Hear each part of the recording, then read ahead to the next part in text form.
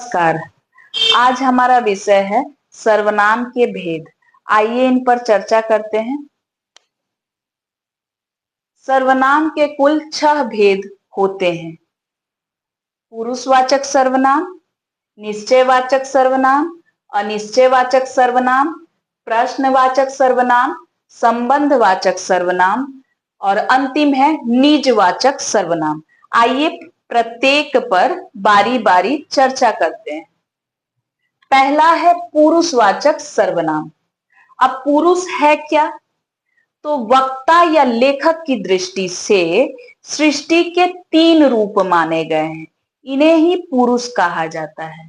वक्ता या लेखक की दृष्टि से सृष्टि के 3 रूप हैं, इन्हें ही पुरुष कहा जाता है। पुरुषवाचक सर्वनाम के 3 उपभेद हैं। कौन कौन से?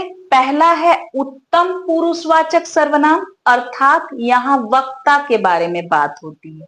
जिन सर्वनामों का प्रयोग बोलने वाले या लिखने वाले के लिए होता है। वक्ता अर्थात बोलने वाला, जो अपनी बात को रख रहा है, वह वक्ता है।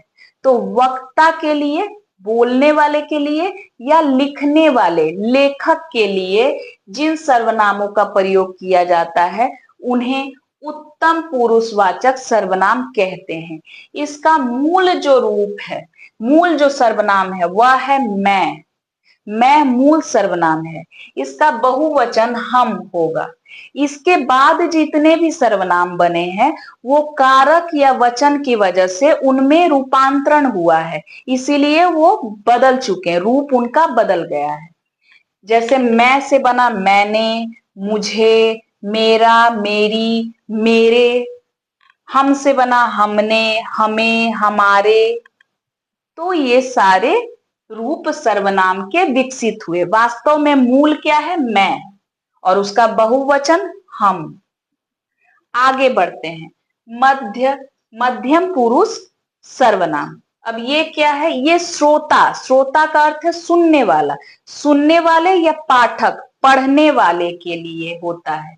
तो जिन सर्वनामों का प्रयोग श्रोता अर्थात सुनने वाले या पाठक के लिए जिनका प्रयोग होता है, जिन सर्वनामों का प्रयोग होता है, उन्हें मध्यम पुरुष सर्वनाम कहते हैं।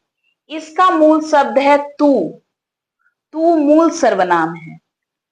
तू मूल सर्वनाम है और विकसित होकर रूपांतरित होकर जो शब्द बने, तूने, तुझसे, तेरा, तेरी, तेरे।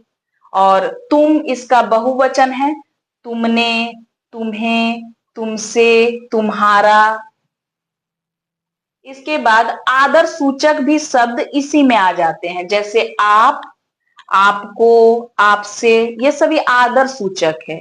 आप हमारे घर आए हैं, आदर दे रहे हैं। आपका, आप शब्द यहाँ आदर सूचक है। आदर, सम्मान देना, आदर देने के लिए इन शब्दों का प्रयोग किया जाता है। अंतिम जो इसमें उपभेद है, पुरुषवाचक का उपभेद है अन्य पुरुष। यहाँ क्या होता है? यहाँ वक्ता या श्रोता को छोड़ देते हैं।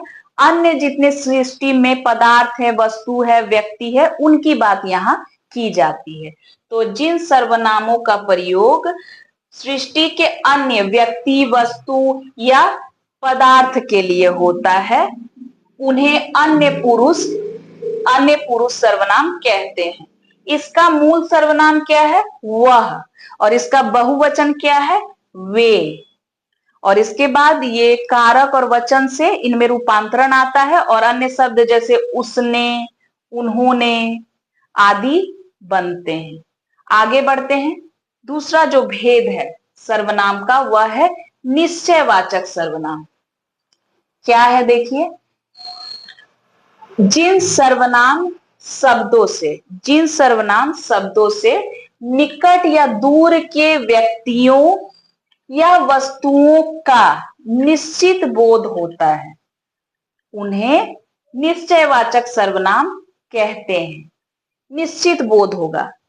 और इसके लिए मूल सर्वनाम शब्द क्या है? यह और वह। इन दोनों में से कोई एक हो, ये दोनों ही है। यह यह का प्रयोग तब होगा जब निकट की वस्तु का बोध करवाना है, निकट के व्यक्ति का बोध करवाना है। और दूर के लिए किसका प्रयोग होगा?